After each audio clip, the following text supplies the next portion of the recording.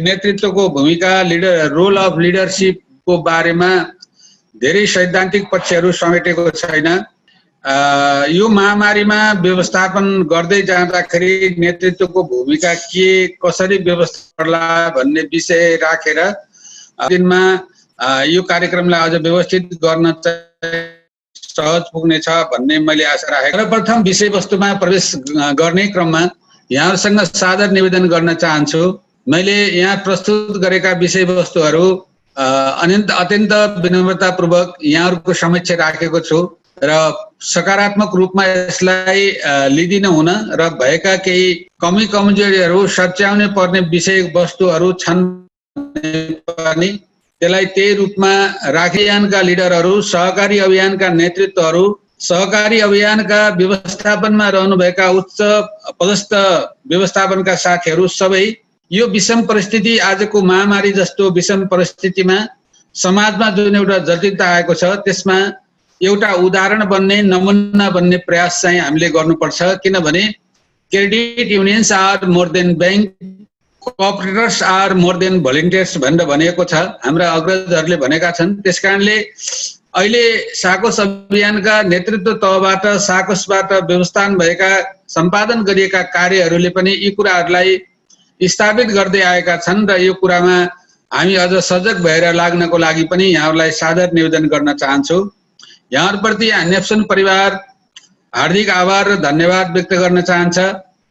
हामीलाई आज जोइन गर्नुभयो धेरै, अहिलेसम्म लगभग 50 जना सहभागीहरू जोडिनु भएको छ। हामी यो कार्यक्रम फेसबुक मार्फत पनि लाइभ गरिरहेका छौँ। संस्थाको अवधारणा अथवा बचत ऋण सहकारी संस्थाहरू कस्ता संस्था हुन् भन्ने बारेमा हाम्रो एक किसिमको 19मा एउटा डेफिनेसन गर्दै, परिभाषित गर्दै भनेको छ, साकोस समुदायमा आधारित वित्तीय सेवा प्रदायक संस्था हुन्। किनभने यिनीहरूले समुदायका व्यक्तिहरूको सेयर तथा बचत पहिचान गरी बचत, ऋण, बिमा तथा रेमिटान्स जस्ता वित्तीय सेवाहरू गरिब तथा सबै तहका व्यक्तिहरूमा प्रदान गर्ने काम गर्दछ। त्यसकारणले सबै वर्गमा, सबै ठाउँमा सहज वित्तीय सेवा पुर्याउने कुरामा चाहिँ साकोसहरू अथवा बचत ऋण सहकारी संस्थाहरूको जन्म भएको, यिनीहरूले सेवा प्रदान गर्दै आएको कुराहरू यसका परिभाषाहरूमा विश्वव्यापी रूपमै स्थापित भएको कुरा म यहाँहरूलाई अनुरोध गर्न चाहन्छु। आज हामी महामारीको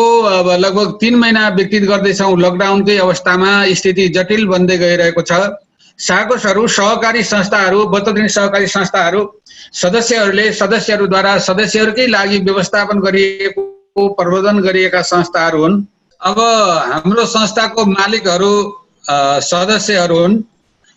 सदस्यहरू अहिले चाहिँ वास्तवमा भन्यो भने समस्यामा छन्। आर्थिक समस्या, पारिवारिक समस्या, कतिपय ठाउँमा मानसिक रूपले पनि एउटा स्ट्रेसको अवस्था रहेको छ, चिन्ता छ, पीर छ।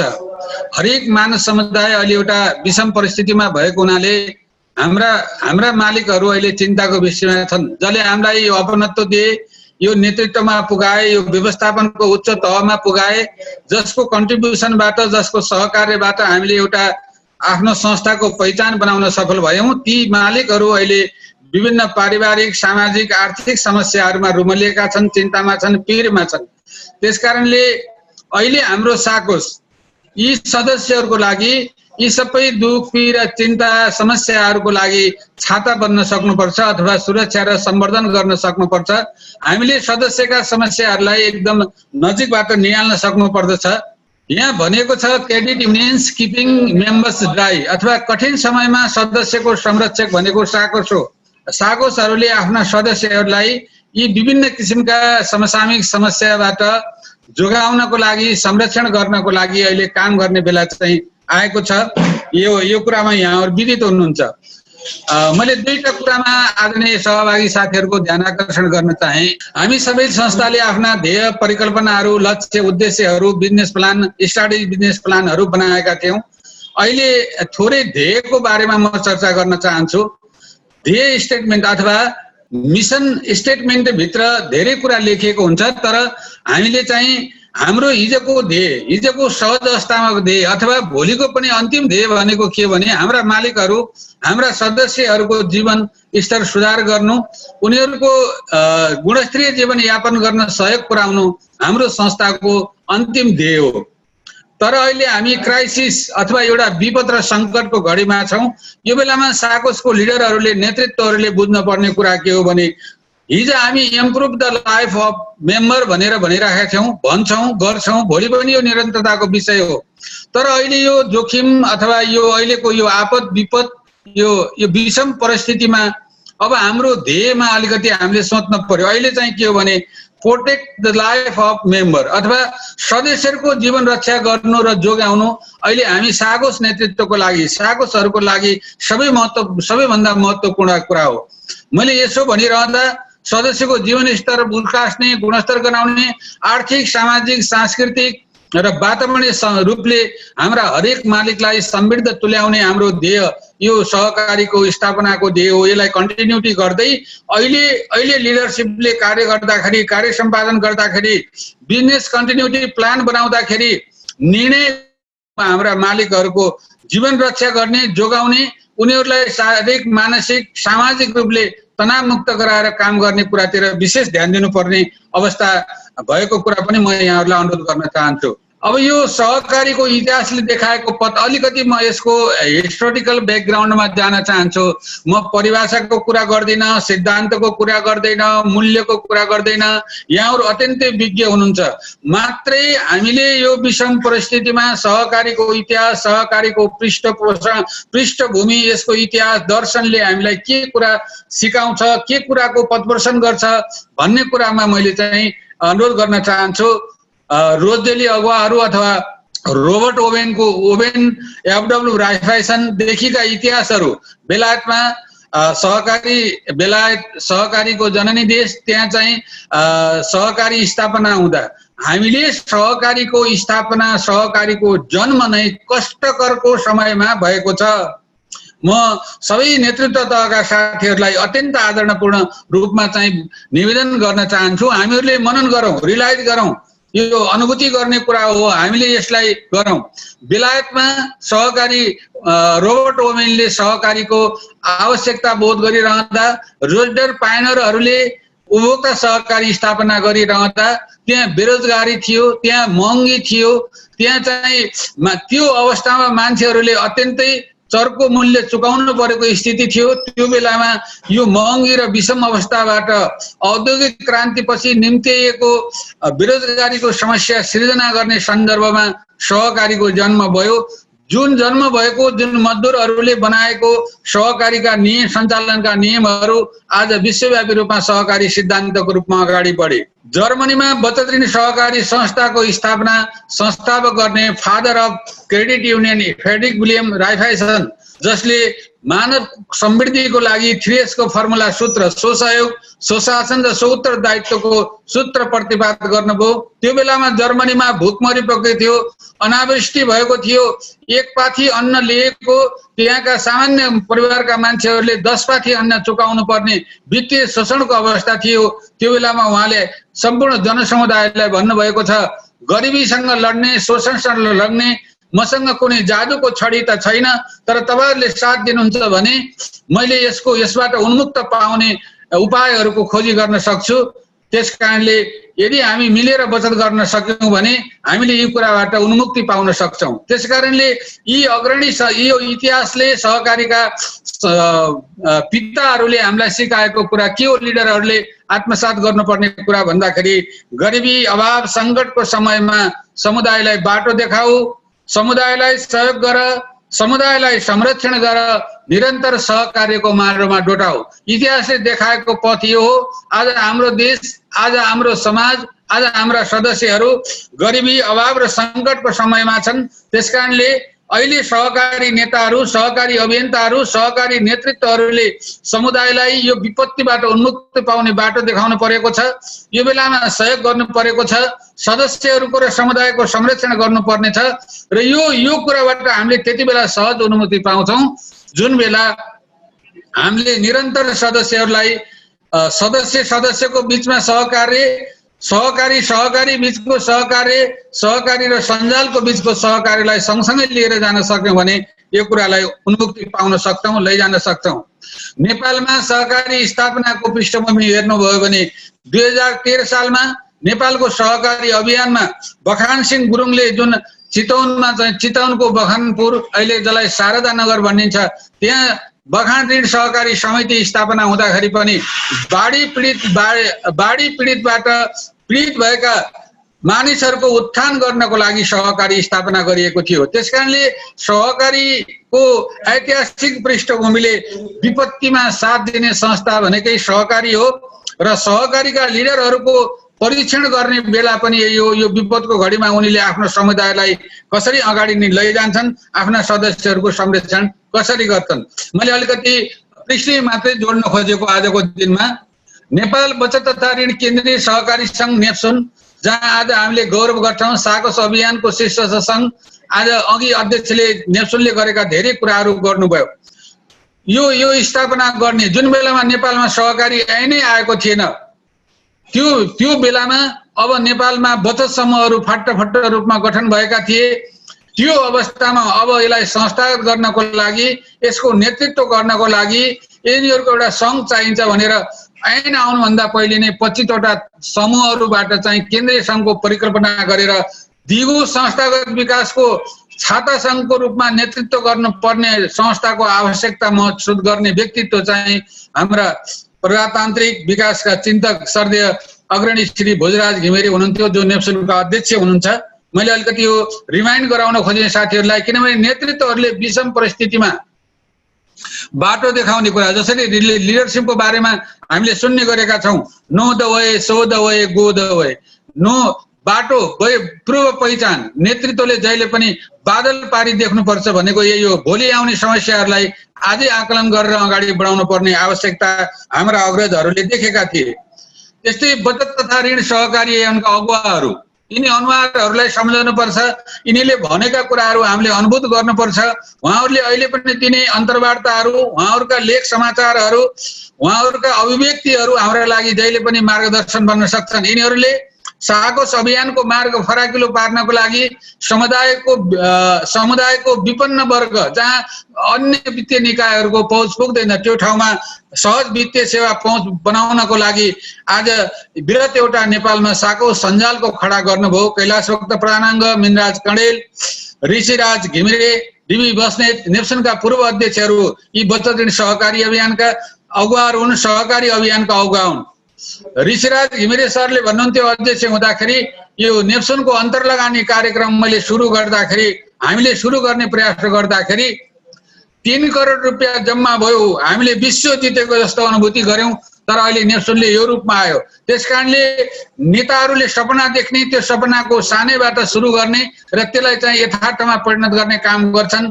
कैलाश भक्त प्रधानाङ्ग जो लामो समयसम्म नेप्सुनको अध्यक्ष हुनुभयो, जुन बेलामा अभाव थियो, जुन बेलामा नेप्सुनमा स्रोत साधनहरू थिएन, उहाँले आफूले सापटी गढेर ल्याएर नेप्सुनका कर्मचारीलाई तलब खुवाएको, घरबाट तिरेको कुराहरू हामीलाई सुनाउनुहुन्छ कहिलेकाहीँ। त्यसकारणले प्रत्येक इतिहासको कालखण्डमा यी नेतृत्वले गरेका कामहरू पनि हाम्रा पथप्रदर्शकहरू हुन्। त्यसकारणले नेतृत्वले जहिले पनि समुदायलाई अपनत्व प्रदान गर्ने, संरक्षितत्व प्रदान गर्ने, बाटो देखाउने काममा अगाडि बढ्नुपर्छ भन्ने प्रेरणा पनि हामीले यहाँहरूबाट लिन सक्छौं। र अभियानमा यी अग्रजहरू हाम्रा अगाडि हुनुहुन्छ, हाम्रा पछाडि हुनुहुन्छ, हाम्रो अभिभावकत्व ग्रहण गरिरहेको बेहोरा पनि म यहाँहरूलाई अनुरोध गर्न चाहन्छु। थोरै यो नेप्सुनको विगतलाई अलिकति मैले कोट्याउन चाहे। यो स्थापना 45 सालमा भएको, मैले धेरै कुरा गर्न चाहदैन यसको बारेमा। मैले भन्न मात्रै के खोजेको भन्दा अन्तर्लगानीको सुरुवात चाहिँ हामीले 2053 सालमा 25 वटा संस्थाबाट 3 करोड पुँजीबाट गरेका थियौं। सोचाइ ठूलो राख, सानैबाट सुरु गर भन्ने हाम्रा नेताहरूको भनाइले पनि सार्थकता पाएको छ। अब अहिले नेप्सुनको अहिले वर्तमान अवस्था थोरै जानकारी मात्रैको लागि यहाँहरूलाई 4170 संस्थाहरू आबद्ध छन्। 76 जिल्लामा पहुँच पुगेको छ। नेप्सुनले केन्द्रीय कार्यालय लगायत 27 वटा ठाउँमा आफ्नो बिनिम बमोजिम फिल्ड कार्यालयहरू सञ्चालन गरेर स्थानीय समुदायमा आफ्ना सदस्य संस्थालाई सेवा दिएको छ। नेप्सुनमा अहिले अत्यन्त सक्रिय इनर्जेटिक 156 जना कर्मचारीहरू क्रियाशील हुनुहुन्छ। 15 अरबको पुँजी आफ्ना सदस्य संस्थाहरूको बीचमा बचत ऋणको कारोबार नेप्सुनले गरिरहेको छ। अहिले रेगुलर रूपमा 3800 संस्थाले बचत अभ्यासहरू बचतका सेवाहरू उपभोग भइरहनु भएको छ।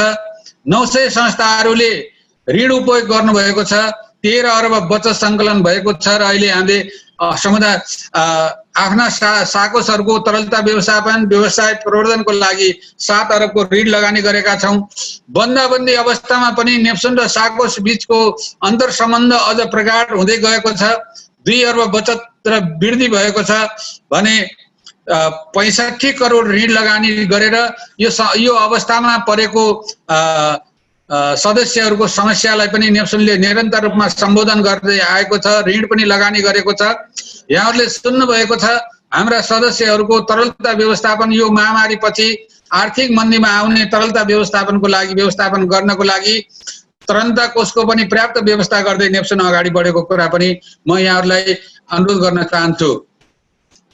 यी माथि सहकारीको दृष्टान्त इतिहासबाट मैले निष्कर्षमा आदरणीय मित्रहरूलाई के मात्रै बुझाउन चाहन्छु, यो महामारीमा साकोस लिडरहरूले ध्यान दिनुपर्ने कुरा, हामीले ध्यान दिनुपर्ने कुरा एउटा भनाइ छ, when I is replaced by we even illness becomes wellness, अथवा यदि मलाई हामीले हामीहरूमा म भन्ने शब्दलाई हामीहरूमा रूपान्तरण गर्न सक्यौं, मको ठाउँमा हामीले भनेका छौं सहकारीको स्थापना भएकै मको विस्थापन र हामी र हाम्रोको, म र मेरोको विस्थापन हामी र हाम्रोको स्थापन हो भनेर हामीले सबैलाई भन्ने, त्यस्तो अहिलेको महामारी अहिलेको दुःखको पीडा पनि यो चाहिँ एउटा सुखद क्षणमा परिणत हुन सक्छ। त्यसकारणले सहकार्यता र हामी सबै मिलेर अगाडि बढ्न सक्ने वातावरणको सृजना गर्नु अहिलेको वस्तुनिष्ठ अवस्था हो।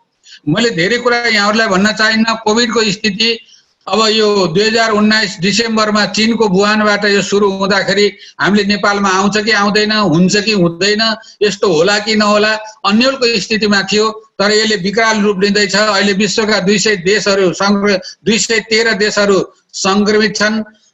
विश्वका 82,56,725 मान्छेहरू यस रोगबाट संक्रमित भएका छन्। करिब 50% झन्नै 43,06,426 मान्छेहरू निको भएर यसबाट निको भएका छन् भने 4,45,959 मान्छेको कुल मृत्यु भएको छ। नेपालमा हिजोसम्मको स्थितिमा संक्रमित संख्या 6,591 पुगेको, निको भएर 1,158 फर्किएका र नेपालमा 19 जनाको मृत्यु भएको हामीले चाहिँ न्युजहरू अपडेट भएर सुनिरहेका छौँ। यो एउटा सिनारियो। अब मैले यहाँहरूलाई थोरै यो महामारीको कालखण्डमा कोभिड-19 महामारीको समयमा साकोस मार्फत सदस्यहरूमा पारस्परिक सहयोग र पारस्परिकको प्रेरणा हामी नेप्सुन गौरव गर्न चाहन्छ र हार्दिक साकोस अभियान यसमा क्रियाशील नेतृत्व, यसका सदस्य, यसको व्यवस्थापनप्रति नेप्सुनको तर्फबाट म सेल्युट गर्न चाहन्छु, सलाम गर्न चाहन्छु, सम्मान गर्न चाहन्छु। हामी प्रत्येकको समृद्धि सबैको समृद्धिमा पूर्णतया निर्भर गर्दछ। यो हाम्रो शाश्वत मान्यता हो, म्युचुअल सेल्फ हेल्प। हामीले यसलाई चाहिँ आफ्नो आधारभूत सिद्धान्तको रूपमा, दर्शनको रूपमा स्वीकार गरेका छौँ।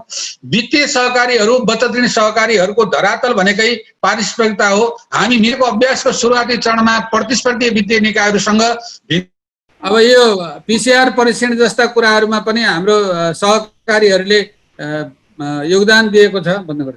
अनि हामी अहिले पछिल्लो दिनमा प्रविधितर्फ पनि अगाडि बढेका छौँ र यसले हामीलाई एउटा अपर्च्युनिटी पनि दिएको छ र अब सदस्यहरूलाई प्रविधितर्फ उन्मुख गराउनलाई पनि खास गरिकन अहिले बिक्कुले यो क्षेत्रमा चाहिँ एउटा नवीनतम अभ्यासको सुरुवात गरेको कुरा पनि हामीले चाहिँ जानकारी पाइरहेका छौँ। यो मैले यहाँहरूसँग निवेदन गर्नुको कारण, यो आज यहाँ प्रस्तुत गर्नुको मुख्य कारण चाहिँ के हो भन्दाखेरि चाहिँ यो प्रविधि अहिले यो विषम परिस्थितिमा नेपालको साकोस अभियानले पारस्परिक सहकार्यको, म्युचुअल हेल्पको जुन हाम्रो आधारभूत मौलिक चाहिँ परम्परा हो त्यसलाई चाहिँ अगाडि ल्याउन चाहिँ सफल भएको छ भन्ने कुराको मात्रै यहाँसँग चाहिँ अनुरोध गर्न खोजेको हुँ। र खास गरिकन बचत तथा ऋण सहकारीको लागि यो अत्यन्त सही समय हो।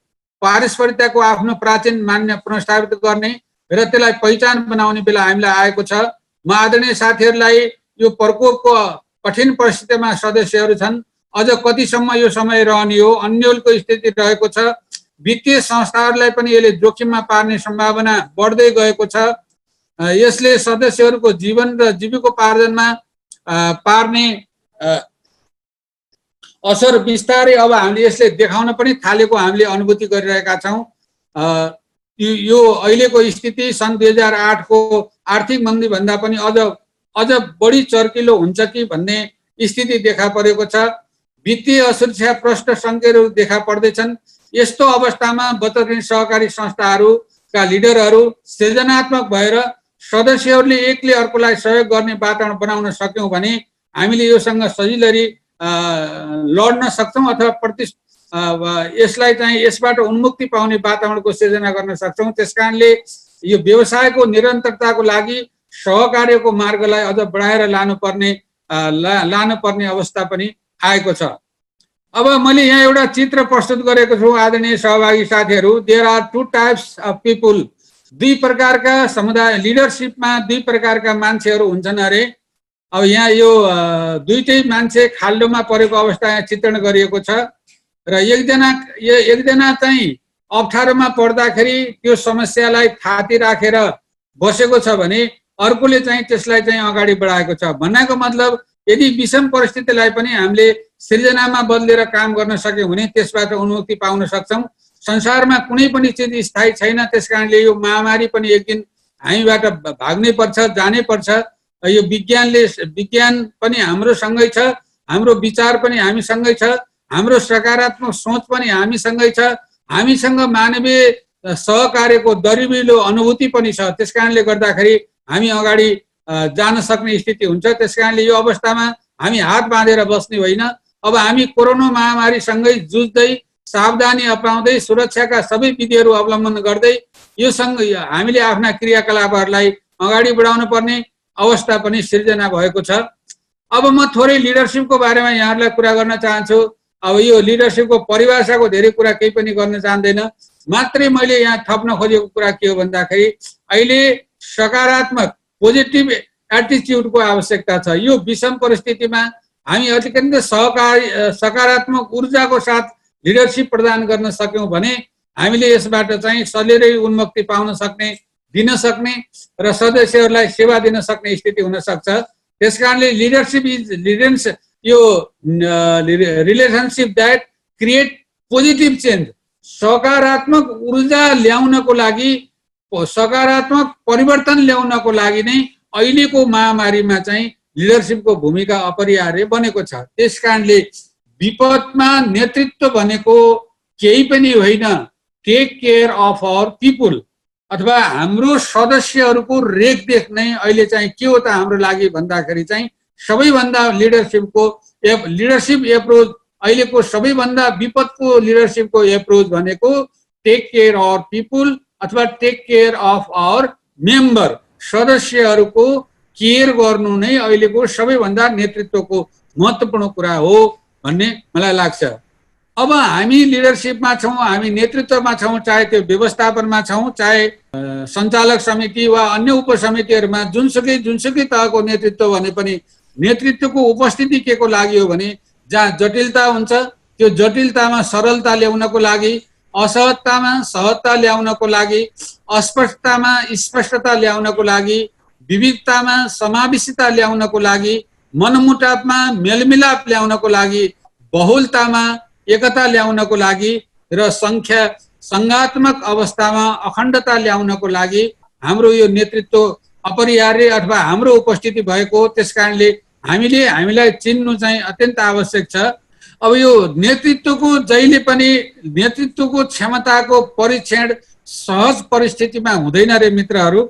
यो विषम परिस्थितिमा मात्रै त्यो नेतृत्वको भूमिकाको परीक्षण हुन सक्छ। त्यसकारणले अहिले हामीले चाहिँ के कुरामा ध्यान दिनुपर्छ भने नेतृत्वले महामारीको सुरु हुनुभन्दा पहिलेको भूमिका कस्तो गर्यो, नेतृत्वले महामारीकै चलिरहेको अवस्थामा कस्तो भूमिका निर्वाह गर्छ। खास गरिकन 3टा अवस्था हामीले यसमा पार गर्नुपर्ने छ। हिजो महामारी आउनु पूर्वको अवस्था थियो, हामीले के हुन्छ भन्ने अन्योलमै बस्यौं, लकडाउन भयो, अहिले लकडाउन र महामारीलाई झेलिरहेका छौं। भोलि लकडाउन खुल्ने तर महामारी कायमै रहेको अवस्था पनि रहन सक्छ र लकडाउन र महामारी दुईटै सकिएको तर आर्थिक मन्दीले चरम अवस्था लिएको अवस्था हुन सक्छ। त्यसकारणले यो तीनटै अवस्थामा आफ्नो समुदाय, आफ्नो संस्थालाई कसरी अगाडि बढाउने भन्ने कुरा पनि हामीले चाहिँ ध्यान दिनुपर्छ। अब महामारीमा सम्बन्ध, रिलेसन डेभलपमेन्ट एकदम अत्यावश्यक कुरा, अत्यन्तै महत्त्वपूर्ण कुरा हो। म धेरै व्याख्या गर्न चाहन्न। अहिले चाहिँ सबैभन्दा हामीले ह्युमन रिलेसनसिप, सदस्य र संस्थाको बिचको, सदस्य बिचको, सदस्य र सञ्चालक समिति बिचको, सदस्य र कर्मचारी बिचको, सञ्चालक र कर्मचारी बिचको यो सम्बन्धलाई जीवन्त राख्ने कुरामा हामीले विशेष ध्यान दिनुपर्छ। खाली गर्न बोल्ड ट्रस्टेड रिलेसनसिप, विश्वास योग्य सम्बन्ध स्थापित गरौँ। यो बेलामा धेरै औपचारिक नबनौँ, यो बेलामा धेरै औपचारिक होइन, स्नेहपूर्ण वातावरण सिर्जना गरौँ। संस्थामा काम गर्ने कर्मचारीहरू, सञ्चालकहरू, सदस्यहरू वा सदस्यहरूको बिचमा एउटा हामीले विश्वासिलो वातावरण सिर्जना गर्नेतर्फ नेतृत्वले पुलको काम गर्नुपर्छ। यसको बारेमा निरन्तर रूपमा उसले लेखाजोखा गर्नुपर्छ। भएका घटनाहरू, परिघटनाहरूको बारेमा उसले निरन्तर मूल्याङ्कन गर्दै पनि जानुपर्छ। दोस्रो कुरो, understand your role and responsibility, अथवा अहिले हामीले आफ्नो उत्तरदायित्व र जिम्मेवारी, आफ्नो काम, कर्तव्य र जिम्मेवारी प्रति, आफ्नो भूमिका प्रति अत्यन्त सजग हुनुपर्छ। किनभने जुन अत्यावश्यक र विषम परिस्थितिमा जसले जे भूमिका निर्वाह गर्नुपर्ने हो त्यो भूमिका प्रति निर्वाह गर्नेतर्फ आफू पनि निर्वाह गर्ने र अरूलाई पनि त्यो तर्फ सचेत गराउने काममा हामी सजग रहनुपर्छ। र हामी अलिकति टाइमली निर्णय लिने क्षमता राखौँ, तर निर्णय कठोर चाहिँ नबनाऊ, धेरै निर्णय कठोर चाहिँ नबनाऊ, धेरै औपचारिक चाहिँ नबनाऊ, तर निर्णय फ्लेक्सिबल बनाउने, लचकता बनाउने भन्दै फेरि सार्वभौम विधिलाई नै मिच्ने गरेर कानुन अथवा संस्थाका नीति नियम सिद्धान्तलाई नै भायोलेट हुने गरेर चाहिँ काम गर्नु चाहिँ हुँदैन, तर छिटो निर्णय गर्ने, छरितो निर्णय गर्ने। त्यसैले यो छिटो छरितो निर्णयको लागि नेप्सुनले भन्दै पनि आएको छ, यहाँहरूलाई थाहा छ। अहिले हामी भौतिक रूपमा सञ्चालक समितिको रेगुलर बस्न सक्दैनौँ। यो घटनाले, महामारीले क्षण रूप बदलिन्छ, क्षणमा हामीले आफ्ना स्ट्राटेजीहरू पनि परिवर्तन गर्नुपर्छ। त्यसकारणले महामारीमा सेवा व्यवस्थापन समिति निर्देशिका बनाउने, कार्यदल बनाउने, व्यवस्थापनभित्र पनि एउटा कोर टिम बनाउने र काम गर्ने भनेर भनेका छौँ। यसलाई मैले यहाँ इङ्गित गर्न चाहेको हो। तथ्यरहित कुराहरू अथवा वास्तविकतामा आधारित कुराहरूको लाई फोकस गरौँ, अथवा अहिलेको वस्तुनिष्ठ आवश्यकता र गर्नुपर्ने कामहरू के हुन्, सत्य तथ्य सूचनाहरू के हुन्, त्यसलाई चाहिँ वास्तविकतामा डोर्याउने र टाइमली त्यसलाई कम्युनिकेसन गर्ने। यो बेलामा कम्युनिकेसन अथवा सञ्चार अवरुद्ध भयो भने त्यसले सम्बन्धलाई चाहिँ एकदम बिगार्न सक्छ। अहिले सामाजिक सञ्जालहरूमा कतिपय फेक सूचनाहरू आउने कुराहरू पनि हामीले देख्छौँ। त्यसकारणले लिडर चाहिँ निरन्तर अपडेट हुनुपर्छ, नेतृत्वहरू निरन्तर अपडेट हुनुपर्छ र त्यसलाई यथार्थ कुराहरूलाई पहिचान गरेर टाइमली समयमा नै जसले जुन रूपमा त्यो सूचना पाउनु पर्ने हो त्यसमा अन्योलता नहुने गरेर कम्युनिकेसन चाहिँ विकास गर्न जानुपर्छ। अर्को चाहिँ अलिकति आत्मबलको, अहिले लिडरको अथवा नेतृत्वको पनि घर परिवार समाज आफ्नो स्वास्थ्य छ। हामीले दिनादिन फ्रन्ट लाइनमा बसेर काम गर्ने हाम्रा कर्मचारीहरू तिनीहरू पनि छन्। अब हामी नै हतोत्साहित भयौँ, लिडर नै हतोत्साहित भयो, लिडरले नै सुस्केर हालेर बस्यो अथवा जोखिमताका मात्रै कुरा गर्यो भने तिनीहरूलाई काम गर्न गाह्रो हुन्छ। त्यसकारणले एउटा अलिकति आत्मविश्वासहरू आफ्नोमा पनि विकास गर्ने र कर्मचारी अथवा यो सदस्य, कर्मचारी, सहपाठी, समग्र टिमको चाहिँ आत्मबल विकास गर्ने काममा पनि कुरा गर्ने र हामी चाहिँ पोजिटिभ अथवा आशावादी, भोलिको दिनमा राम्रो हुन्छ भन्ने कुरालाई पनि हामीले आशावादी भएर अगाडि बढ्नुपर्ने अवस्था अहिलेको अवस्था हो र नेतृत्वले यसरी नै मानवीय सम्बन्धलाई व्यवस्थित गरेर लानुपर्छ। अर्को, take care yourself and your team member. अब आफ्नो स्वास्थ्यको ख्याल गर्नुहोस्, आफ्नो परिवारको ख्याल गर्नुहोस्, आधारभूत रूपमा विश्व स्वास्थ्य संगठनले भनेको, नेपाल सरकारले भनेको कुराहरू हामीले आफ्नो स्वास्थ्य सुरक्षाको लागि अवलम्बन गर्नुपर्ने कुराहरूलाई एकदम केयर गर्नुपर्छ। जीवन रक्षा पहिलो कुरा हो। त्यसको साथसाथै हामी नेता लिडरसिप भएको कारणले गर्दाखेरि तपाईँको टिम भन्नाले बोर्ड पनि हो, म्यानेजमेन्ट पनि हो र अब आफ्नो मेम्बर पनि हुन्। यिनीहरूको पनि केयर गर्नु अहिलेको नेतृत्वको महत्त्वपूर्ण कुरा हो। त्यसकारणले अहिलेको लिडरसिपले सबैभन्दा आफ्नो टिमलाई कसरी परिचालन गर्छ, टिम ओनरसिप कसरी लिन्छ भन्ने कुराको महत्त्वपूर्ण कुरा रहन्छ। अब यो सङ्कटकालीन अवस्थामा नेतृत्वले चाहिँ तीनवटा सोचलाई सँगसँगै अगाडि बढाउनु पर्छ भन्ने मान्यता रहेछ। जस्तो पहिलो कुरा हो रणनीतिक सोच। यो स्ट्राटेजिक थिङ्किङ भन्ने कुरा हामीले धेरै प्रयोग गरेको कुरा हो। तर मैले यहाँ अहिलेको स्ट्राटेजी, हिजो हामीले आफ्नो संस्थाको vision, mission, goal, objective strategy बनाएर संस्थालाई अगाडि बढाउने काम गर्थ्यौँ। तर अहिलेको नेतृत्वले, अहिले हामी जो साहस अभियानको नेताहरू छौँ, नेतृत्वहरू छौँ, चाहे त्यो बोर्डको होस् अथवा म्यानेजमेन्टको होस्, त्यसले लिनुपर्ने सोच भनेको के हो भन्दाखेरि जसरी हिजो हामीले मार्केट स्ट्राटेजीहरू, बाह्य बजारको स्थिति हेरेर सोर्ट एनालाइसिस गरेर हामीले आफ्ना रणनीतिक सोचहरूलाई चाहिँ अगाडि लिएर आउँथ्यौँ। तर अहिले हामीले कोभिडको प्रवेशसँगै लकडाउन भइसकेपछि संस्थागत सोर्ट एनालाइसिस गरेका छौँ कि छैनौँ, विश्लेषण गरेका छौँ कि छैनौँ, कस्ता कस्ता च्यालेन्जहरू राइज भएका छन्, कस्ता कस्ता विकनेसहरू राइज भइरहेका छन्, केही अपर्च्युनिटीहरू सिर्जना गरेको छ कि यसले। अब हामीले चाहिँ आफ्नो बिजनेस अथवा आफ्नो सेवालाई कसरी अगाडि बढाउनु पर्छ। अर्को कुरा, अबको हाम्रो रणनीति भनेको अब त महामारीसँग जुझ्ने हुनु पर्यो साथीहरू। महामारीले रूप बदल्दाखेरि अब 1 महिनाको योजना बनाएर होइन, अहिले त म्यानेजमेन्टमा यत्रो प्रेसर परेको छ कि हप्ता साप्ताहिक योजना बनाएर चाहिँ हामी अगाडि बढ्नुपर्ने अवस्था छ। त्यसकारणले यो रणनीति, स्ट्राटेजिक थिङ्किङ, अब अहिलेको सिचुएसन, अब कस्तो घटनाहरू घट्छ र त्यसले कस्तो सङ्कट चाहिँ ल्याउँछ, त्यसको सँगसँगै हामीले रणनीति सोच डेभलप गर्नुपर्छ। र त्यसपछि चातुर्यपूर्ण योजना भन्नाले यो योजना बनाएर फालिदिएर हुँदैन। मैले भनेको समय, परिस्थिति र घटनालाई सम्बोधन गर्न सक्ने योजना र बिजनेस कन्टिन्युटी प्लान भनेर भनेको छ। अब हामी एनुअल प्लान अथवा बजेट बनाउने प्रोसेसमा पनि छौँ, हाम्रा व्यावसायिक योजना पनि होलान्।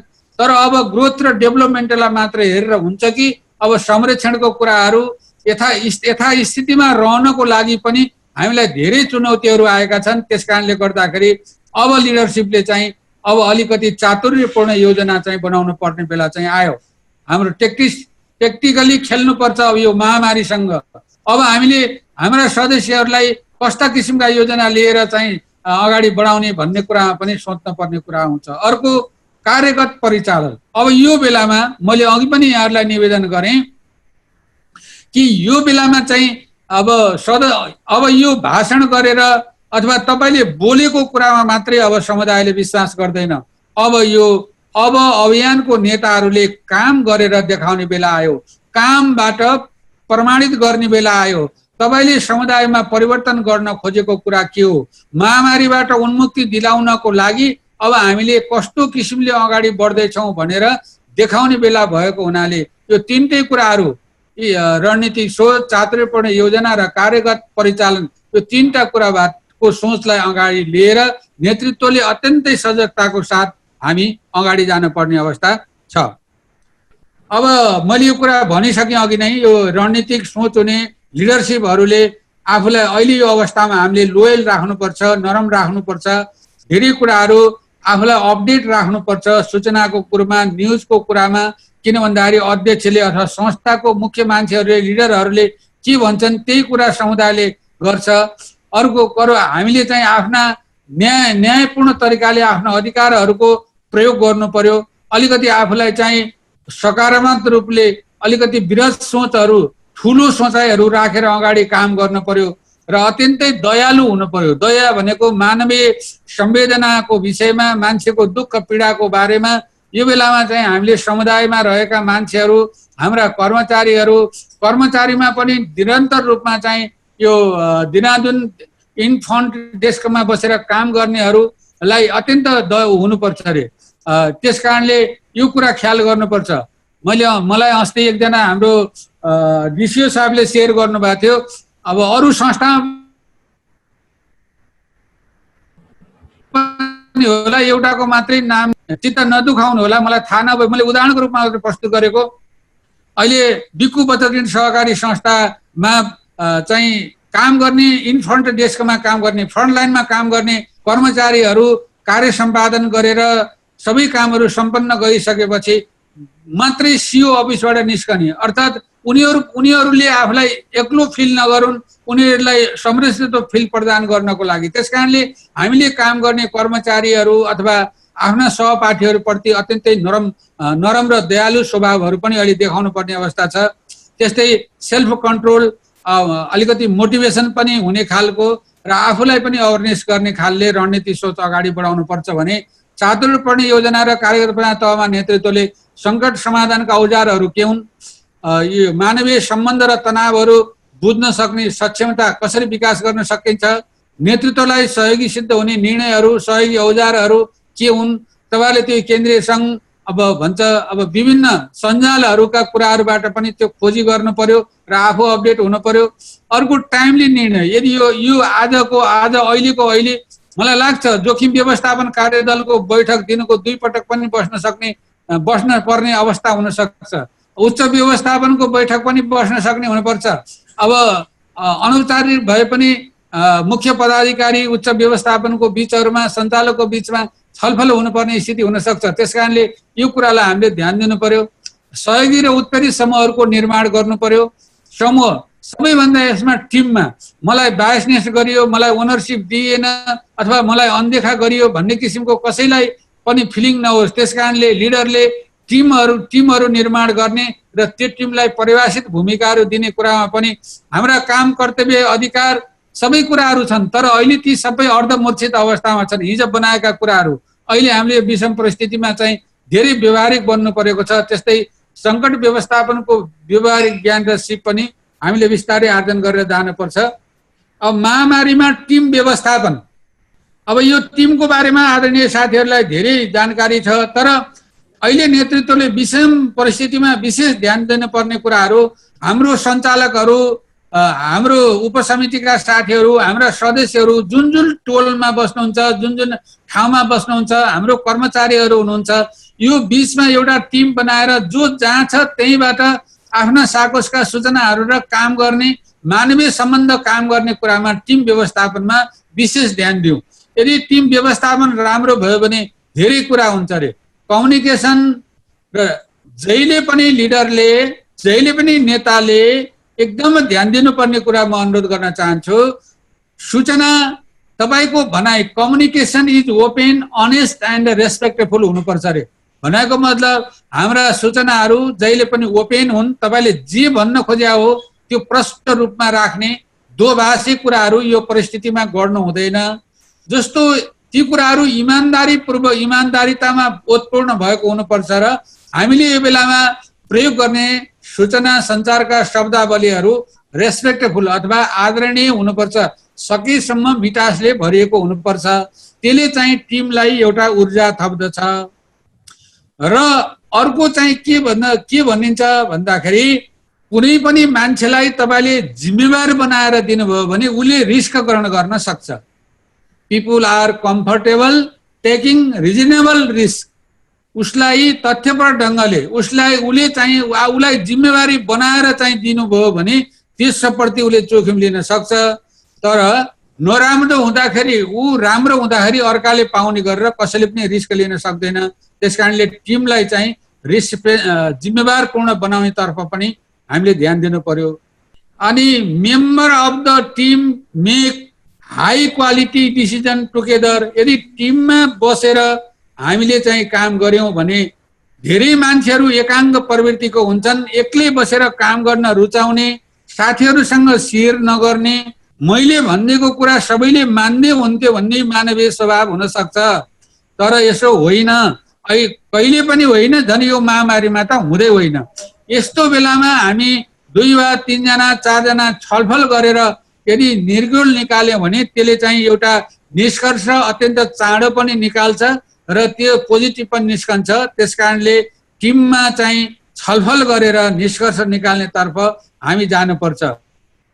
अर्को, जहिले पनि टिम बस्यो भने इनोभेसन हुन्छ, सृजनात्मक कुराहरू निस्किन्छन्, डिफ्रेन्ट भ्यू पोइन्टबाट कुरा हुन्छ र नयाँ नयाँ अनएक्सपेक्टेड कुराहरू अथवा अपेक्षाहरूको रूपमा उद्गार भएर आउँछन्। त्यसकारणले टिमलाई नै परिचालन गर्नुहोस्। टिमले नै सबै कुराहरू के हुन्छ भन्नेले एउटाले मात्रै बुझेर हुँदैन। त्यसकारणले मैले चातुर्यपूर्ण योजना भनेको छु। यो चातुर्यपूर्ण योजना बनाउनको लागि टिमसँग साझा समझदारी अन्डरस्ट्यान्डिङ बनाएर मात्रै हामी अगाडि बढ्नु पर्छ। अब यो सङ्कटकालीन समयमा नेतृत्व, महामारीमा लक्षित 8 सर्वोत्तम अभ्यासहरू, यो मैले ओक्कुकै वेबसाइटबाट लिएको हो। यो सङ्कटकालीन समयमा अहिले विश्वमा अपनाइएका क्रेडिट युनियनका लिडरहरूले चाहिँ ध्यान दिनुपर्ने 8वटा उत्तम अभ्यासहरू यहाँहरूसँग सेयर गर्न चाहन्छु। पहिलो कुरा हो व्यवसायमा पर्ने अवसरको पूर्व अनुमान। हिजो चाहिँ चीनबाट चाहिँ यो सुरु हुँदाखेरि हामी कसैलाई मैलाई पनि लाग्दैन थियो, सायद यहाँहरूलाई पनि लाग्दैन थियो नेपालमा आउँछ कि आउँदैन, नेपालमा त आउँदैन होला भन्ने कुरा पनि भयो। गर्मी चढेपछि गर्मीमा यो रोग फैलिन्न भन्ने अफवाह पनि हामीले सुन्यौँ। नेपालमा प्रवेश गरिसकेपछि पनि हाम्रो गाउँमा आउँदैन भनेर हामी असावधानी भयौँ होला। गाउँमा आइसकेपछि पनि हामी त घरमा आउँदैन, मलाई छुँदैन, मलाई त के असर पर्छ र यस्ता कुराहरू हामीले चाहिँ सोचहरू राख्ने चाहिँ गर्थ्यौँ। तर चाहिँ यस्तो गर्नु हुँदो रहन्छ। यहाँ लिडरहरूले यसले पार्न सक्ने असरहरूको बारेमा हामीले विशेष गरेर सावधानी अपनाउनु पर्ने अवस्था चाहिँ रहन्छ। त्यसैले यसले महामारीले सागसको व्यवसायमा पार्न सक्ने असरहरू मैले अघि 3टा चरणको 3टा अवस्था कुरा गरेका छौँ। महामारीका स्टेजहरूको बारेमा पनि नेप्सुनले तपाईहरुलाई यो महामारी व्यवस्थापन सम्बन्धी कार्यविधिमा भनेको छ। यसमा पनि म त्यही गर्न चाहन्छु कि अब यो लकडाउन सँगै महामारी र लकडाउन, महामारी मात्रै, आर्थिक मन्दी, यस्तो अवस्थामा के असर पर्छन् त्यसको पूर्वानुमान गरेर तयारी गर्नु। अर्को, जस्तो सबै अवस्थामा पनि साहस र धैर्यतालाई टुट्न दिनु हुँदैन। नेतृत्वले संयमित रहनु, परिस्थिति आफ्नो कलन हुँदैन। त्यसकारणले जहिले पनि परिस्थिति अनुसारको मनस्थिति बनाउने, आशावादी हुने र सकारात्मक भूमिका निर्वाह गर्ने र त्यसको पूर्ण सावधानी अपनाएर हामी अगाडि बढ्नुपर्ने हुन्छ। अर्को, हामी लचकतासँगै नवीनतापन चाहिँ अपनाउने। हिजो जतिको त्रास चाहिँ छैन, हिजो जतिको हामीलाई डर लागेको अनुभूति हुँदैन, तर जोखिम त त्यत्तिकै बढ्दै गएको छ। त्यसकारणले हामी अलि लचक भएका छौँ, काममा निस्किन थालेका छौँ, अफिसमा जान थालेका छौँ, अब यो 2-4 जना भेट गर्न पनि थालेका छौँ। तर पनि महामारीले पनि त्यस्तै रूपहरू बदल्न जान सक्छ। त्यसकारणले नवीनतम सावधानीहरू अपनाएर आफू पनि अगाडि बढ्ने र समुदायलाई पनि अगाडि बढाउने, सदस्यलाई पनि अगाडि बढाउने तर्फ हामीले विशेष ध्यान दिनु पर्यो। अर्को चाहिँ अभौतिक युद्ध कक्ष तयार गर्नुहोस् भन्छ। भनेको मतलब यो लकडाउन भनेको मैले बुझेको अथवा यस्तो पिरियडमा चाहिँ हामीले यस्तो विषम परिस्थितिसँग जुझ्नको लागि हामीले तयारी गर्ने अवस्था रहेछ। त्यसकारणले गर्दाखेरि हामी कार्यालयमा आउने, जुन आलो पालो आउने, केही जनशक्तिहरू आउने, बोर्डको मान्छेहरू आउने, म्यानेजमेन्टको साथीहरू आउने गरेका छौँ।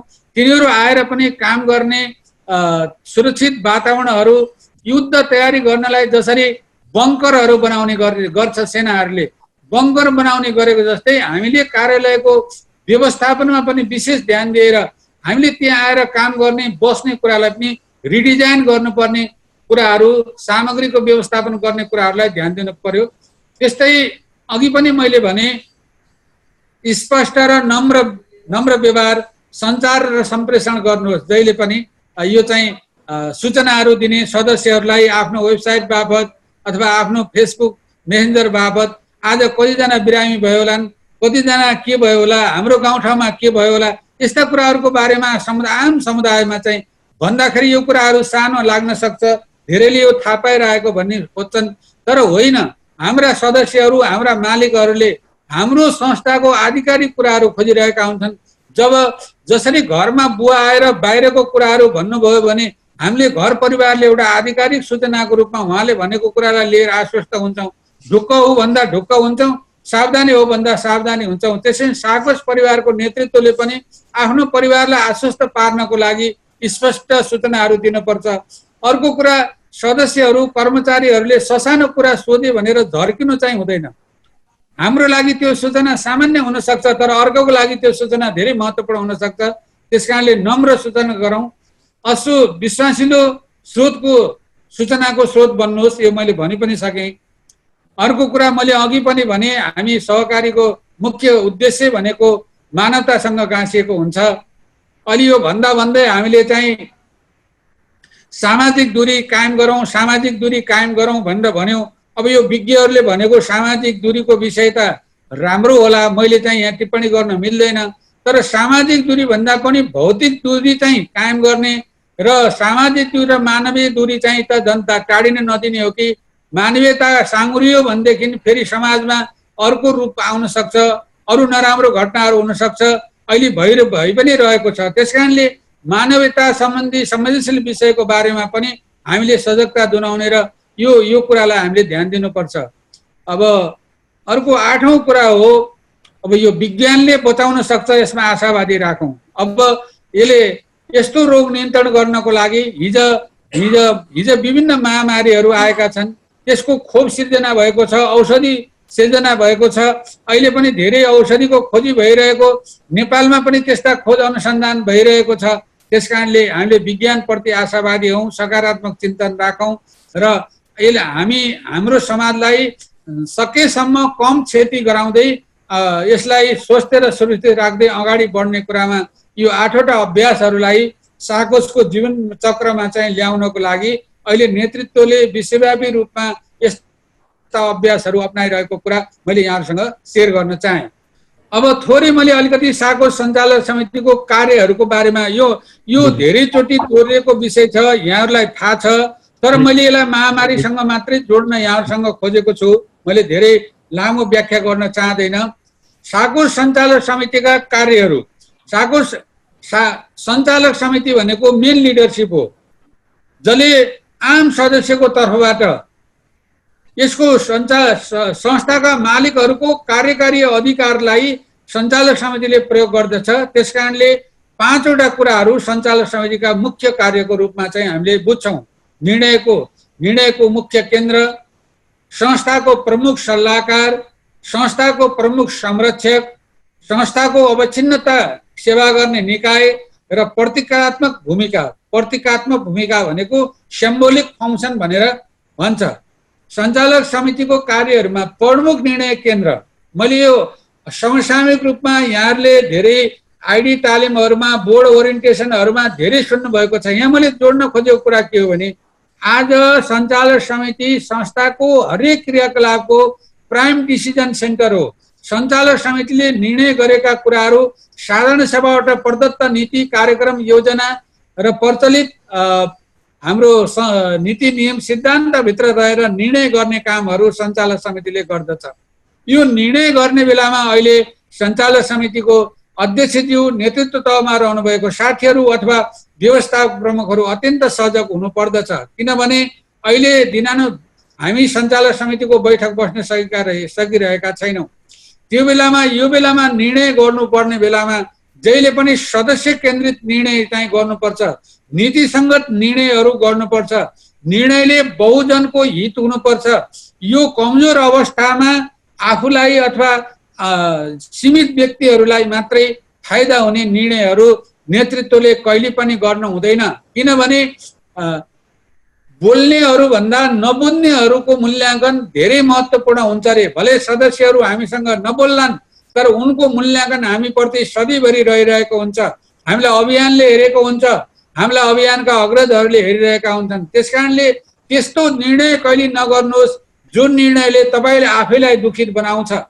पूर्व अध्यक्ष ऋषिराज घिमिरे सरले हामीलाई पढाउँदाखेरि, हामीलाई सिकाउँदाखेरि भन्नुहुन्थ्यो, म यहाँहरूलाई थोरै सेयर गर्न चाहन्छु, महत्त्वपूर्ण पनि छ। निर्णय ठिक भयो कि बेठिक भयो भन्ने कुरा निर्णयकर्ता अथवा निर्णय माइनर प्रमाणित गर्ने अध्यक्षलाई असाध्यै थाहा हुन्छ अरे।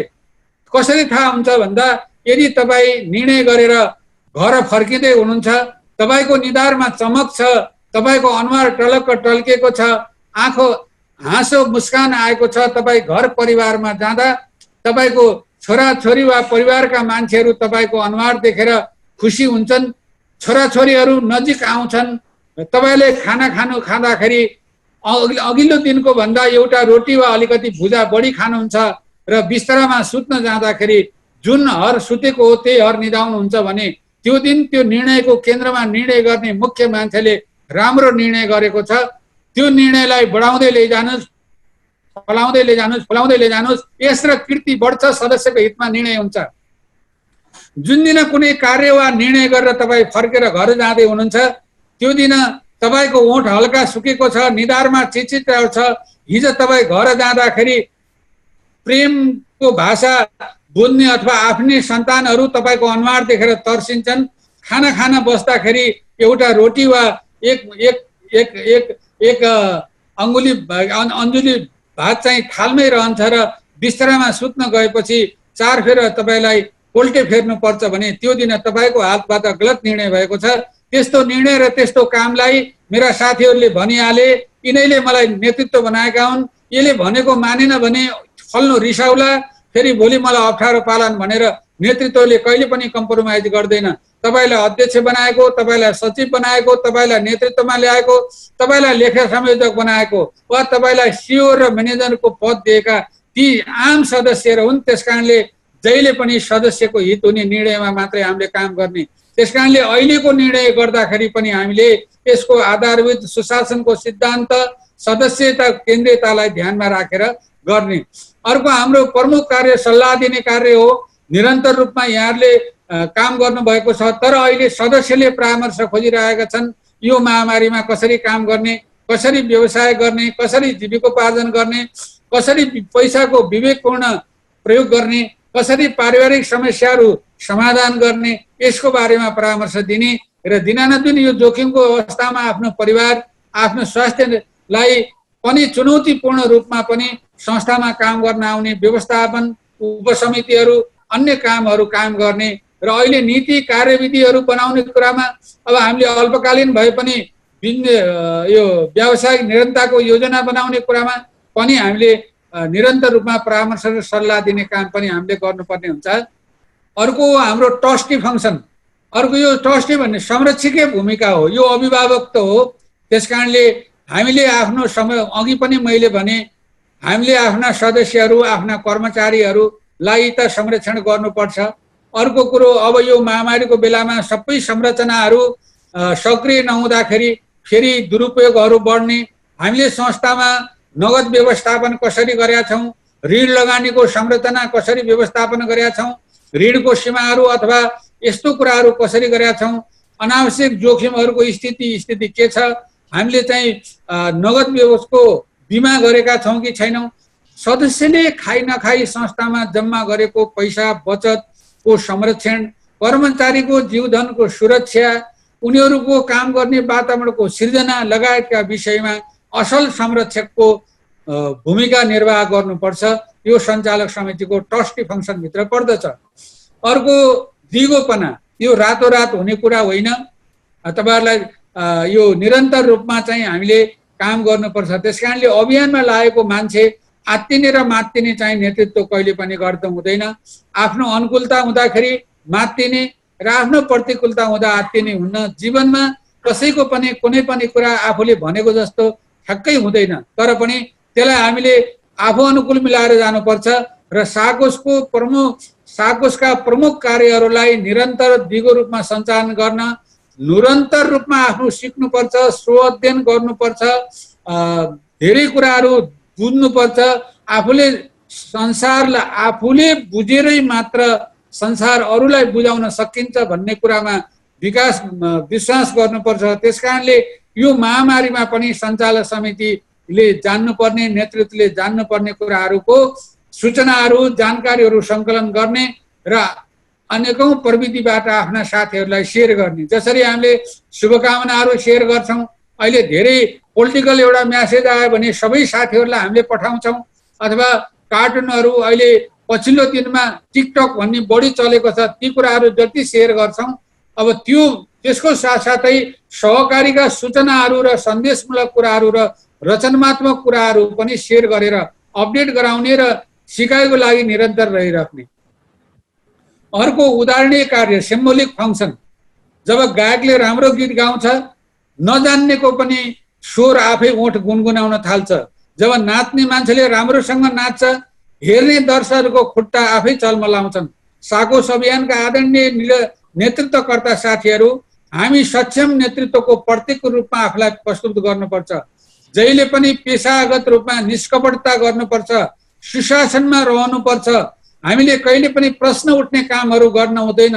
उच्च नैतिक मूल्य मान्यता। कसैले पनि उदाहरण दिँदाखेरि, समुदायमा उदाहरण दिँदाखेरि भले हाम्रो व्यक्तिगत रूपमा त्यो मान्छेले मन नपार्ला, तर सामाजिक अभियन्ताको रूपमा उदाहरण दिँदाखेरि हामी जहिले पनि समुदायको उदाहरणीय व्यक्तिको रूपमा प्रस्तुत हुनुपर्छ। मैले अघि पनि यहाँहरूलाई निवेदन गरेँ, यो बेला अरूभन्दा पृथक छौँ भनेर हामीले देखाउने बेला पनि हो। त्यही कुरा मैले यहाँहरूलाई अनुरोध गर्न चाहेँ। सिम्बोलिक फङ्सन, साकोस अभियानका अभियन्ताहरू जहिले पनि समाजमा उदाहरण रूपमा प्रस्तुत हुने गरेर काम गर्नुपर्छ। यो 5वटा फङ्सनहरू छन्।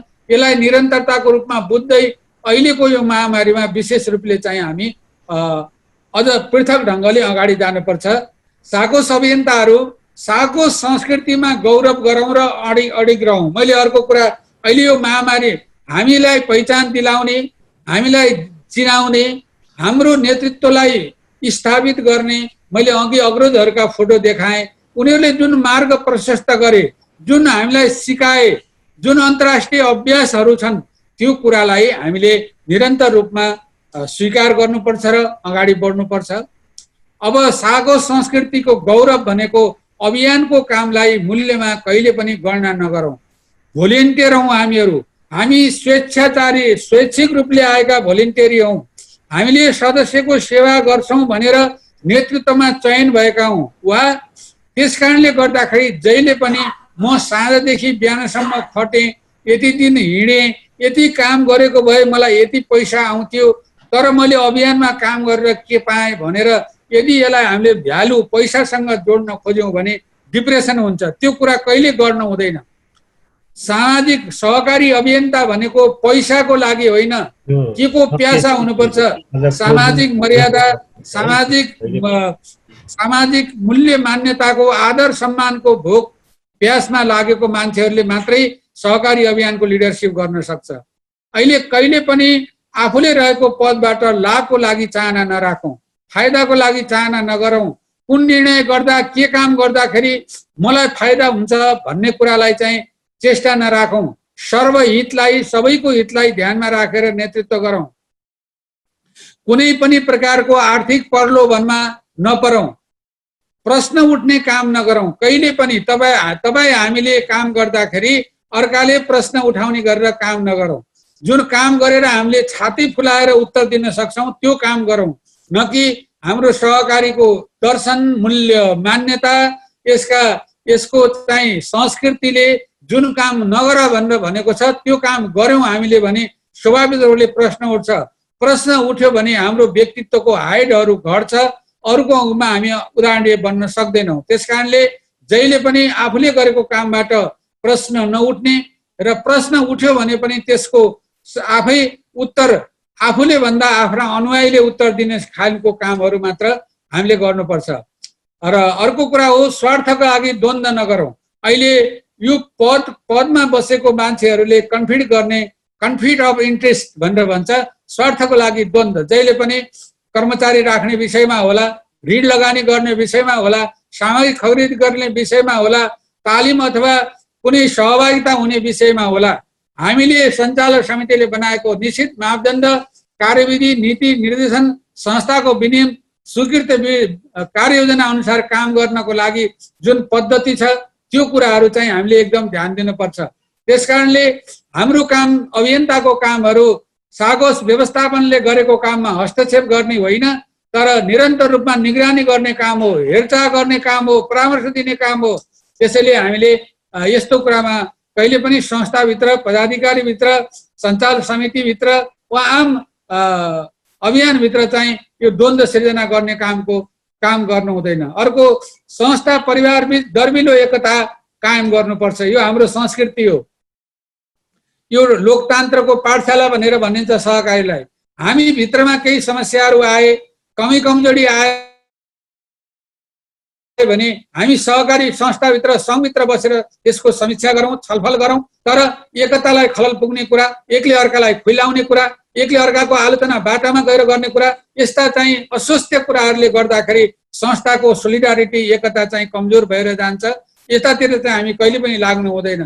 त्यसकारणले 5-6वटा कुरालाई, धेरै कुराहरू छन्, यी 5वटा कुरालाई हामीले साकोस संस्कृतिको अभियन्ताहरूले पालना गर्ने कुराहरूको रूपमा लिएका छौँ र यसमा हामी गौरव पनि गर्नुपर्छ र यसमा अडिग रहनको लागि पनि म अनुरोध गर्न चाहन्छु। अब साकोस नेप्सुन सोलिडारिटी, मैले अघि नै तपाईँहरूलाई सर्देय भोजराज घिमिरेदेखि हजुरको के अरे यो निवर्तमान अध्यक्ष डिबी बस्नेतसम्मका फोटाहरू, तस्बिरहरू देखाएँ। यो हजुरहरूले देखिरहनु भएको थियो। मैले यहाँ देखाएर कुनै बहादुरी गरेको होइन। तर हिजोको विषम परिस्थिति, कर्मचारीलाई तलब खुवाउन नपुग्ने ठाउँमा अहिले 156 जना चाहिँ इनर्जेटिक A1 छनौट गरेर आएका सक्षम क्षमतावान कर्मचारीले नेप्सुनमा काम गरिरहेका छन्। यो कसले गराएको भन्दा साकोस अभियानले गराएको, यहाँहरूले गराएको। त्यसकारणले नेप्सुन भनेको हाम्रो एउटा मूल घर हो, मुख्य घर हो। हामी कमाई गर्नको लागि जहाँसुकै जाउँ, तर जसरी अहिले एउटा वंशावली निर्माण भइरहेको छ र अहिले हामी चारैतिर छित्रेका पनि कुल पूजामा जम्मा हुनको लागि आफ्नो भाइबन्धु भएको ठाउँमा जान सिकेका छौँ।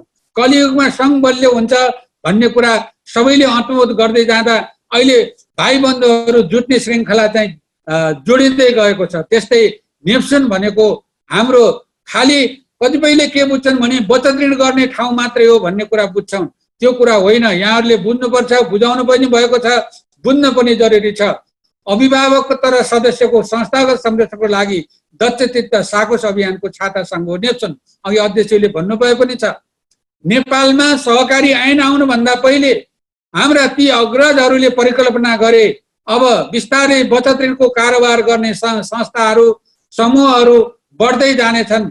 यिनीहरूलाई संरक्षण चाहिनेछ, यिनीहरूलाई अभिभावकत्व चाहिनेछ, यिनलाई मार्गदर्शन गर्ने मान्छेहरू चाहिनेछन्, नेतृत्वहरू चाहिनेछ, यिनलाई तालिम शिक्षाको कुरा चाहिनेछ, यिनीहरूलाई नयाँ प्रविधिहरू चाहिनेछ, यिनीहरूलाई जोखिम रहित बनाउनु पर्नेछ, यिनीहरूलाई अनुगमन गराउनु पर्नेछ भनेर भोजराज घिमिरेको दिमागमा तपाईँ हामी जन्मनुभन्दा अगाडि 2045 सालमा सहकारी ऐन आउनुभन्दा पहिले दिमागमा पस्यो र आज उहाँले त्यो नेप्सुनको परिकल्पना, नेप्सुनलाई जन्म आउनुभयो। त्यसकारण नेप्सुन भनेको खालि यो सेवा हामीले ऋण त जहाँबाट पनि पाउँला, बचत जहाँबाट पनि राख्न पाउँला, तर यिनी मान्छेहरूले सिर्जना गरेको सङ्घको अभिभावकत्व, यसले गर्न सक्ने संरक्षण अरू कुनै ठाउँबाट पाउन सकिँदैन। त्यसकारणले अहिलेको विषम परिस्थितिमा पनि साकोस र नेप्सुनको सोलिडारिटी अझ अजर र अमर भएर अगाडि बढ्नुपर्छ। मेरो अनुरोध त्यही छ।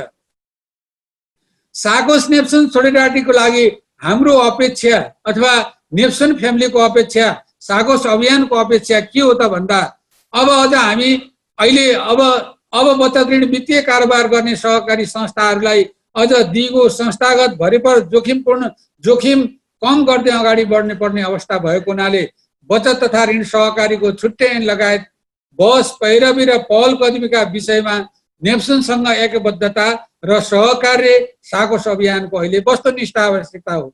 जसरी हिजो नेप्सुनले अगाडि सारेका मुद्दामा, हिजोका नेतृत्वले लिडिङ गरेको विषयमा हिजो साकोस अभियानको सोलिडारिटी रह्यो, चाहे स्तरीकरणका कार्यक्रममा होस्, चाहे साकोस युनिफिकेसन अथवा एकरूपता प्रणालीको विषय होस्, हामीले धेरै कुराहरू चाहिँ सँगै मिलेर गऱ्यौँ भने अब हामीले छुट्टै बचत ऋण सहकारी ऐनको कुरालाई पनि अगाडि बढाउनु पर्ने छ र यसमा पनि यहाँसँग चाहिँ हामी सहकार्यको र एकबद्धताको लागि अगाडि जान्छौँ र साकोस एकरूपता प्रणाली, एकै अभियान, एकै पहिचान र एकै आवाज यो सबै साथीहरूलाई अनुभूति भएको होला।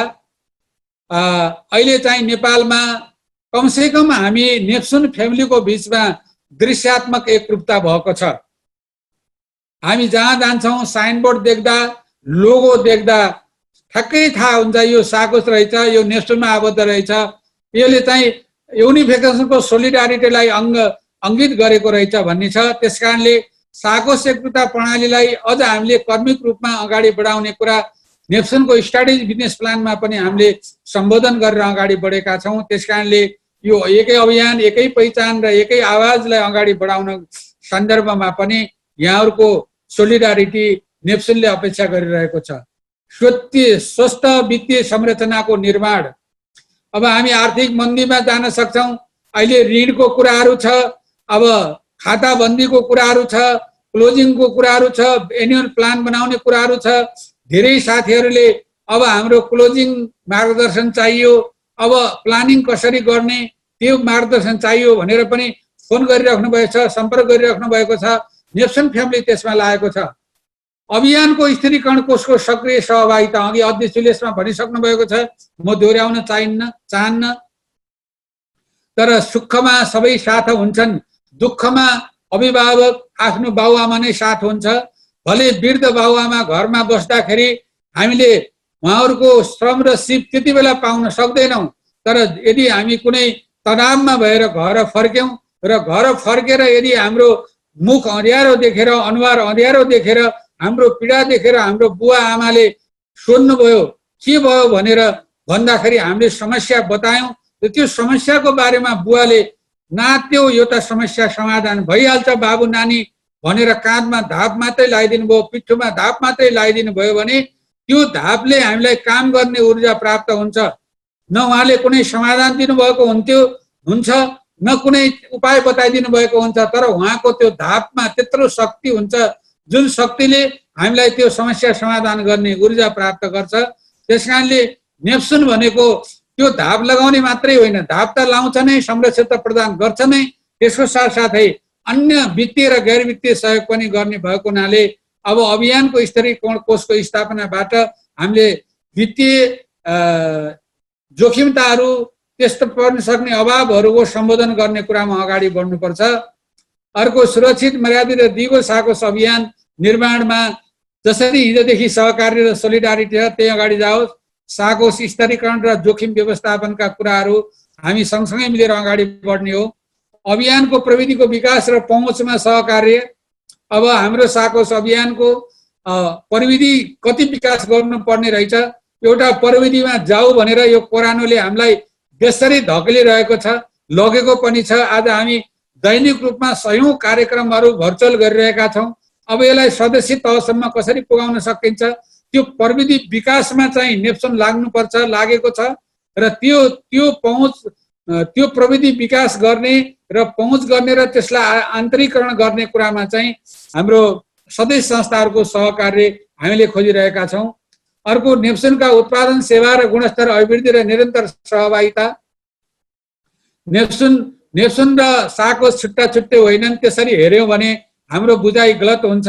नेप्सुन बनाउने नै साकोस हो, साकोसहरू मिलेर नै नेप्सुन बनेको।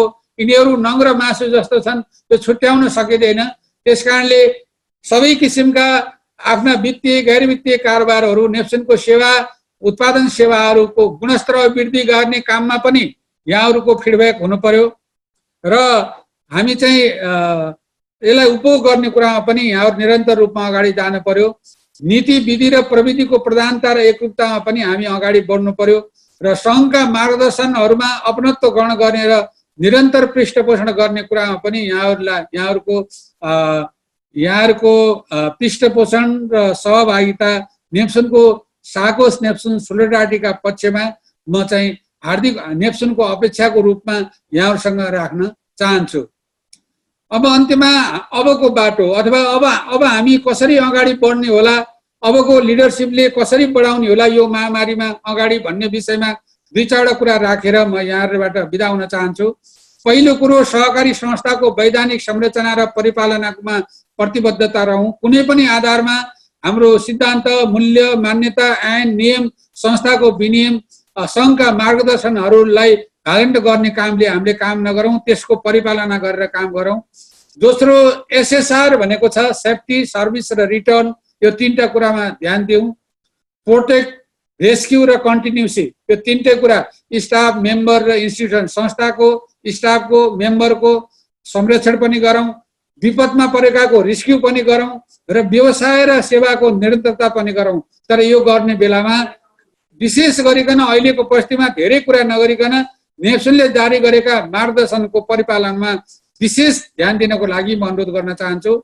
अर्को, स्थानीय स्रोतको पहिचान, सिप विकास र उत्पादन वृद्धितर्फ अब ध्यान केन्द्रित गरौँ। अब कृषितिर फर्किने बेला भएको छ। अब धेरै लाखौं युवाहरू विदेशबाट नेपाल फर्के। अब साकोसले एउटा अवसर पनि हामीले पाएका छौँ। अब हामीले स्थानीय स्रोत, साधन, सिपहरूलाई हेरौँ, प्राथमिकताको क्षेत्र पहिचान गरौँ, कृषिको व्यावसायीकरण गर्ने, उत्पादन वृद्धि गर्ने, अब मास प्रोडक्सनसित अलि मास प्रोडक्सनमा लैजानको लागि गर्ने, चक्लाबन्दी खेतीको कुराहरू तर्फ जोड्ने, युवाहरूलाई लिजमा ल्याएर खेती गराउने, प्रविधि, सिप र पुँजी हामीले उपलब्ध गराउनेतिर ठोस योजनाहरू हामीले गराउनु पर्छ। युवा महिला सहभागिता मार्फत स्थानीय रूपमा स्वरोजगारी सिर्जना गर्ने। अब हाम्रो लक्ष्य गाउँ फर्केकोलाई सहर फर्किन नदिने किसिमले अगाडि बढ्नु पर्यो। त्यस्तै सदस्य संरक्षण र पुनर्स्थापन, सदस्यहरूले गरेको व्यवसाय र त्यसको पुनर्स्थापनको बारेमा हामीले हेर्नु पर्यो। अब के व्यवसायहरू छन्, तिनलाई पुनर्स्थापन गर्न के गर्नुपर्ने छ, त्यसको लेखाजोखा गरौँ, सदस्यको वर्गीकरण गरौँ, हेरौँ। प्राथमिक क्षेत्रको पहिचान सहित अब वार्षिक कार्यक्रम र नीति र बजेट तर्जुमाको बेला पनि आयो। त्यसकारणले अब प्रायोरिटी गरौँ। यो महामारी पछि हामीले आर्थिक मन्दीको क्षण पनि आउँदैछ। नेप्सनले यस सम्बन्धमा फेरि यसपछि पनि हामी तयारी गर्दैछौँ। कसरी नीति, कार्यक्रम, बजेट र व्यवस्थापन गर्ने, कसरी क्लोजिङ गर्ने भन्ने विषयमा नेप्सनको धारणा बनिसकेपछि फेरि हामी सहजीकरण गर्छौँ। अनि प्रविधि यान्त्रिकीकरण र प्रयोग, नेप्सनले आफ्नो प्रविधि नयाँ प्रविधिहरू ल्याएको छ। त्यो प्रविधिलाई अगाडि बढाउने चेष्टा गरेको छ। नवीनतम प्रविधिको आन्तरिकरण गर्ने र प्रयोग गर्नेतर्फ जोड दिउँ र सुशासन व्यवस्थापनमा प्रतिबद्धता। यो महामारीमा हाम्रा नीति नियमहरू, बैठकहरू कति चाहिँ भौतिक रूपले हुन नसक्दाखेरि पनि लेखा समितिको भूमिकाको विषय, आन्तरिक नियन्त्रण प्रणालीको विषय, सम्बन्धित सञ्चालक समिति, उपसमिति वा विभागीय संरचनामा हुनुपर्ने रिपोर्टहरूको आदान प्रदानको बारेमा पनि हामीले चाहिँ ध्यान दिँदै सुशासन भन्ने कुरालाई चाहिँ कहिले पनि कमजोर हुन नदिएर हामीले अगाडि बढाउनु पर्छ। यो कुरा पनि यहाँहरूसँग म अनुरोध गर्न चाहेँ। र अबको बाटोमा अर्को कुरा, व्यवस्थापनको मौलिक नियम भनेको घटनाभन्दा बढी नियन्त्रणको अभ्यास गर्नु हो। लिडरसिपको मूल भूमिका मैले कन्क्लुजन गर्न लाएँ, कन्क्लुजनमा जान चाहेँ। अगाडि जाउँ। कुनै पनि घटनाहरू घट्छन्, त्यसले चाहिँ विपदहरूको सिर्जना गर्दछ। जसरी कोभिड आयो, कोभिडले चाहिँ एउटा विपद सिर्जना गर्यो, महामारी फैलायो। यो दुईटा, यहीलाई हामीले क्राइसिस म्यानेजमेन्ट भन्न भन्छौँ। घटना र परिघटनालाई सिर्जना गर्ने विपदहरूलाई व्यवस्थापन गर्नको लागि हामीले निरन्तर रूपमा प्लानिङ गर्नुपर्छ। यसको लागि जोखिम व्यवस्थापन अथवा रिस्क म्यानेजमेन्टका के हुन् त सुरक्षित उपायहरू अवलम्बन गर्नुपर्छ। त्यसको निरन्तर रूपमा रिभ्यू अथवा पुनरावलोकन गर्नुपर्छ, जसलाई हामीले बिजनेस कन्टिन्युटी प्लान भनेर भनेका छौँ। र मैले बारम्बार भन्ने गरेको छु जहिले पनि कि प्लान प्लान प्लान। अहिलेको स्थिति भनेको एउटा योजना बनाएर 3 महिना बस्ने स्थिति छैन मित्रहरू। त्यसकारणले रेगुलर प्लान गर्ने, त्यसको सेक्युरिटी रिस्क म्यानेजमेन्ट गर्ने, त्यसको जोखिमलाई न्यूनीकरण गर्ने हर बाटाहरू अवलम्बन गर्ने, फेरि त्यसलाई निश्चित अवधिमा रिभ्यू गर्ने, फेरि रिप्लान गर्ने। यही नै बिजनेस कन्टिन्युटी प्लान हो। यसले चाहिँ घटनाभन्दा बढी नियन्त्रणलाई गर्न हामीलाई सहयोग पुर्याउँछ। यो कुरालाई संस्थाको नेतृत्वहरूले विशेष ध्यान दिनको लागि म विनम्रतापूर्वक आग्रह गर्न चाहन्छु। परिवर्तन त्यति सजिलो चाहिँ छैन, यो सुनेकै कुरा हो। भन्दाखेरि परिवर्तन जति सजिलो छ त्यति सजिलो छैन। तर यदि हामीले परिवर्तनको लागि लिड गर्यौं र नवीनतम कुराहरूलाई स्थापित गर्ने चाहन्छ गर्यौं भने जोखिम उठाउनु पर्छ। यो जोखिम उठाउन सक्ने लिडरसिपको भूमिकामा तपाईहरु हुनुहुन्छ, तपाई हामी छौं। इतिहासमा एउटा दिन एकपटक आउँछ। मान्छेको जीवनमा जिम्मेवारी पनि त्यही आउँछ। आफू जिम्मेवारीमा रहेको बेलामा समाजलाई गुण लाउने, समुदायलाई गुण लाउने, राष्ट्रलाई गुण लाउने समय पनि हो। चुनौतीपूर्ण समयमा नै नेतृत्वको पहिचान हुन्छ, सुझबुझको पहिचान हुन्छ। हामीसँग पर्याप्त मात्रामा भएका ज्ञान सिपलाई सहकार्यको माध्यमबाट आदान प्रदान गर्दै यो विषम परिस्थितिबाट सकारात्मक परिवर्तनको लागि लिड गरौँ, नेतृत्व गरौँ। मेरो विनम्रतापूर्वक यही आग्रह छ। स्ट्रेन्थ बेस्ड टिमवर्क र टिमवर्कलाई बढाउँ, सहकार्यलाई अगाडि बढाउँ। यसैबाट हामी अगाडि बढ्न सक्छौँ, अगाडि जान सक्छौँ। जीवन्त सहकार्यको अपेक्षा among the community, among the member, बोर्डभित्र, सदस्यभित्र, म्यानेजमेन्ट बोर्डभित्र, सबैभित्र जीवन्त सहकार्यको अपेक्षा सहित यहाँहरूलाई मलाई आज प्रविधिले अलि साथ दिएन। म चाहिँ जुन रूपमा प्रस्तुत हुन खोजेको थिएँ अलिकति डिस्टर्बेन्स भयो। यो अभियानमा जोडिनु हुने धेरै आदरणीय अभियन्ता साथीहरू सबै विज्ञ हुनुहुन्छ। मेरो प्रस्तुतिकरणमा शाब्दिक भाषिक रूपमा कतै त्रुटि भएको भए क्षमा प्रार्थी छौँ। यहाँहरूको सहभागितालाई उच्च कदर र आभार व्यक्त गर्दै यो प्रस्तुति मैले यहीँ टुङ्ग्याउन चाहन्छु।